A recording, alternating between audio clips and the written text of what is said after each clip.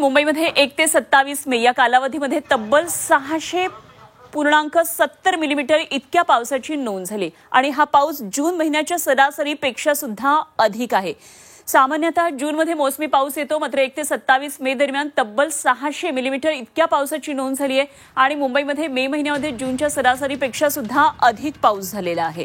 खरं तर जूनमध्ये मोसमी पाऊस दाखल होतो आणि पावसाला खऱ्या अर्थाने सुरुवात होते, मात्र यंदा मे महिन्याच्या अगदी सुरुवातीपासून आधी वळीवाचा पावसाचा अंदाज हवामान विभागाने व्यक्त केला आणि त्यानुसार सुरुवातीपासून मुंबईमध्ये हलक्या ते मध्यम सरी बरसल्या।